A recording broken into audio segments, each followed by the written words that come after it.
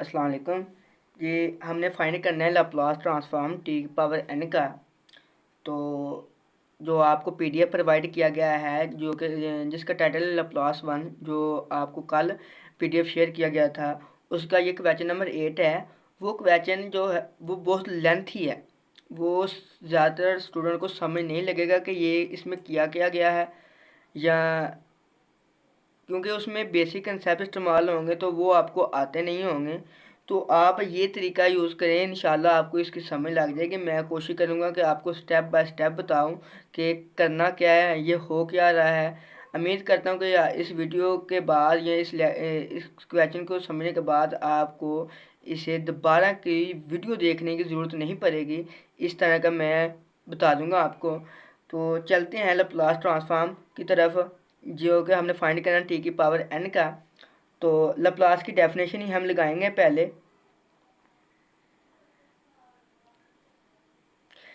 Definition क्या है कि लिमिट जीरो से इन्फिनिटी है, E minus S T T की पावर n डी टी, यही है डेफिनेशन। अब मैं आपको बता दूं कि ये जो टी है और एस है, ये एक डमी वेरिएबल है। अगर मैं यहाँ पर मैं कह दूं कि एफ ऑफ एक्स, के मैं अगर कह दूं कि एफ ऑफ एक्स बराबर किसके है जी, टी एक्स की पावर n के, तो मैंने इसका लैप्लास फाइंड करना है। तो तब मैं ई माइनस एस टी नहीं लूँगा, फिर मैं लूँगा ई माइनस एस एक्स। ठीक, आप समझ लोगे इसकी बात को। तो ये एक डमी वेरिएबल है, यहाँ पर कोई भी यूज़ हो सकता है। यूजली हम टी इस्तेमाल करते हैं, तो आप भी टी इस्तेमाल करें, कोई इतना इशू नहीं है। ये ध्यान में रखेंगे, ये डमी वेरिएबल है। एस भी डमी वेरिएबल है, एस की जगह भी आप और कोई यूज़ कर सकते हैं, ज़रूरी नहीं है ऐसे यूज़ करें, लेकिन मोस्टली हम यही यूज़ करते हैं, तो मैं इसी को लेकर चलूँगा। यहाँ पर आप देख रहे होंगे कि ये एक एक्सपोनेंशियल फंक्शन है और साथ ही उसकी एक अलजेब्रिक फंक्शन है। अलजेब्रिक पर उसकी पावर है n। तो यहाँ पर आपके जहन में ये होगा कि यहाँ पर हम इंटीग्रेट कर दें इसे बाय पार्ट के ज़रिए। बाय पार्ट के ज़रिए आप इंटीग्रेट तो इसे करके हल करना स्टार्ट कर देंगे, लेकिन लास्ट पर जाकर आपसे सॉल्व नहीं होगा। जो पीडीएफ में बताया गया वही उसमें भी हमने integration by part he use की है, लेकिन आगे जाकर थोड़ी मुश्किल पेश आती है, वहाँ से आपको समय नहीं लगेंगे। तो हम यहाँ पर बाय पार्ट नहीं यूज़ करेंगे। सिंपल हम यहाँ पर कुछ लेट करें, लेट करके हमारे पास जो रिज़ल्ट आएगा वो एक रिज़ल्ट सिमिलर होगा एक फंक्शन के। तो वो फंक्शन जब हम पुट करेंगे तो हमारा आंसर आ जाएगा। तो मैं यहाँ पर पुट करता हूँ कि जो के है मेरा, के वो बराबर है किसके, एस टी के। ठीक, के मेरा एस टी के बराबर, तो टी जो होगा वो मेरा बराबर होगा के डिवाइड बाई एस के। ठीक, सिंपल मैंने इसे रीअरेंज किया है। और अब आपने इसी का डिफरेंशियल लेना है। अगर किसी को डिफरेंशियल नहीं पता तो वो तो मैं नहीं बता सकता, लेकिन आप सिंपली इसका टी के रिस्पेक्टिव डेरिवेटिव ले लें। आपको डिफरेंशियल नहीं पता तो सिर्फ सिंपल टी के रिस्पेक्टिव डेरिवेटिव ले लें, तो ये आएगा वो T K D K equal to S D T. यहाँ से डी टी की वैल्यू निकालें तो वो क्या आएगी, डी के डिवाइड बाई एस। एक वैल्यू हमने ये निकाल ली है और ये निकाल ली। ठीक, अब हम देखेंगे कि लिमिट इसकी क्या होगी के की, क्योंकि हमने लेट किया है, वेरिएबल हम के में लेकर जा रहे हैं, टी में नहीं, अब के में है। तो के की हमने लिमिट तो फाइंड करनी होगी कि लिमिट अब क्या होगी। तो देखते हैं कि हमने लेट क्या किया, K equal to S T. When T approach करेगा किसको जी, ज़ीरो को, तो के की वैल्यू क्या होगी, यहाँ पर पुट करें टी की जगह पर ज़ीरो। तो जब ज़ीरो ऐसे मल्टीप्लाई होगा तो के की वैल्यू क्या है कि ज़ीरो। तो देन के भी अप्रोच करेगा किसको, ज़ीरो को। होपफुली समझ आ रही होगी आपको। तो अब हम इन्फिनिटी जब जब इसकी जगह इन्फिनिटी पुट करते हैं टी की जगह, तो हमारे पास आंसर भी इन्फिनिटी आएगा।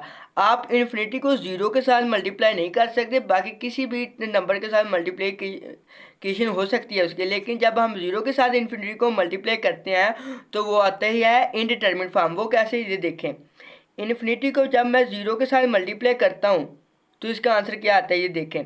अगर इन्फिनिटी 1/0 होती है मल्टीप्लाई जीरो, तो ये क्या बनी, 0/0 फॉर्म, जो कि एक इंडिटरमिनेट फॉर्म है। आपको पता लग गया होगा इंडिटरमिनेट फॉर्म कैसे है।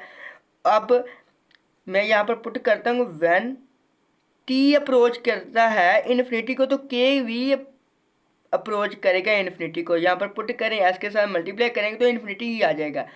अब हमने जो लेट किया है उसे हम क्वेश्चन में पुट करेंगे तो देखते हैं आगे रिजल्ट क्या बनता है। लप्लास टी पावर एन 0 से इन्फिनिटी ही रहेगी, सेम है ना। जब टी अप्रोच करेगा 0 तो के भी अप्रोच करेगा 0 को, जब टी अप्रोच करेगा इन्फिनिटी को तो के भी अप्रोच करेगा इन्फिनिटी को। सिंपल वो लिखा।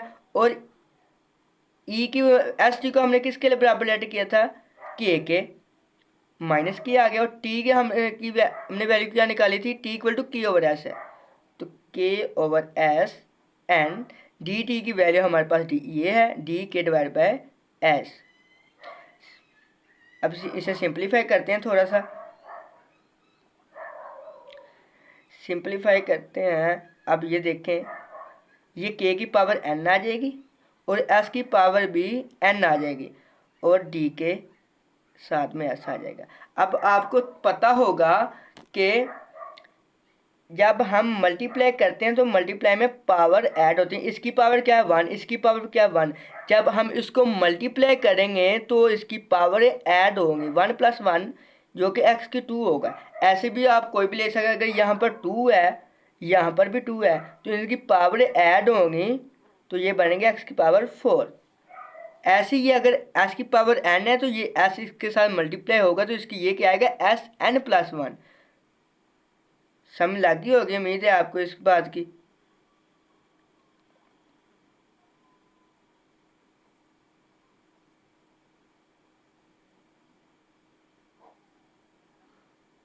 ठीक। अब ये जो SN + 1 है ये एक कांस्टेंट है, तो कांस्टेंट को इंटीग्रल के बाहर लिखा जा सकता है, तो इसे इंटीग्रल के बाहर लिख लेंगे हम अपनी आसानी के लिए।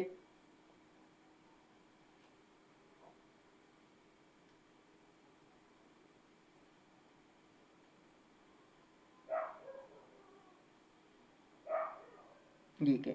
अब ये जो एक चीज़ है ये किसी फंक्शन के बराबर आई, वो मैं आपको फंक्शन बताता हूँ।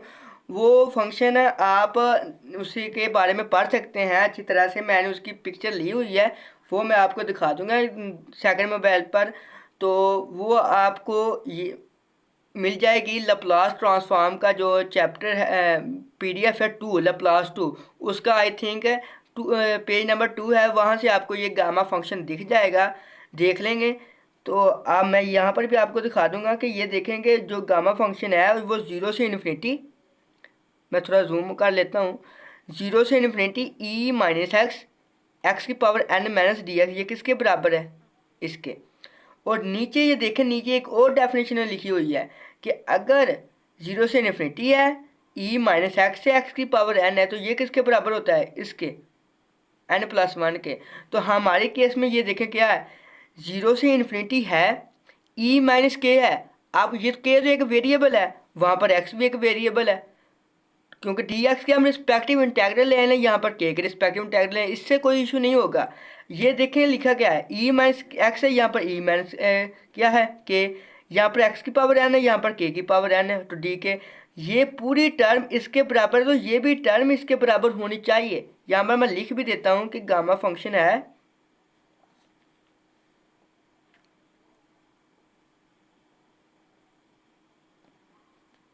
वो क्या है जी, 0 से इन्फिनिटी e - k की पावर n डी के। ओके, ये पूरी टर्म इसके बराबर है, तो हम इसमें पुट करते हैं ये।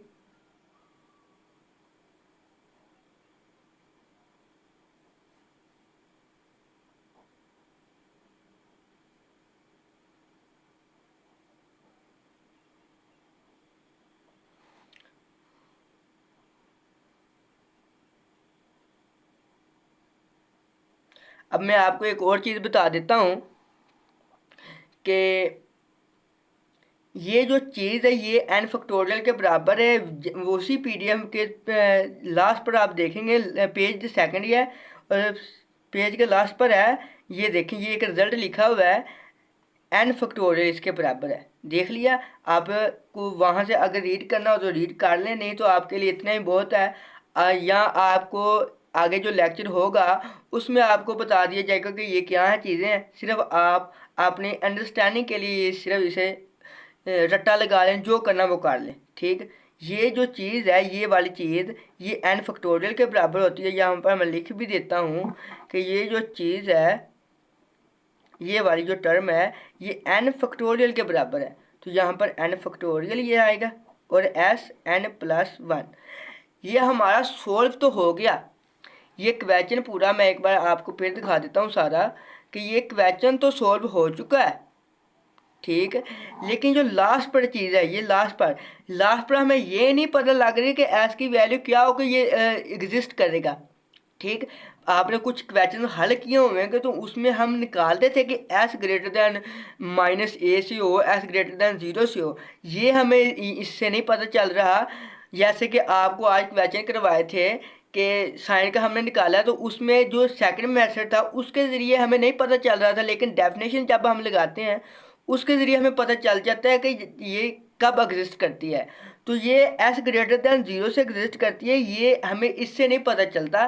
जब आप प्रॉपर्टी डेफिनेशन की कोई यूज़ करते हैं और किसी चीज़ को यूज़ नहीं करते, तो फिर हमें ये पता चल जाता है कि ये एस ग्रेटर दैन 0 पर ही एग्जिस्ट करता है।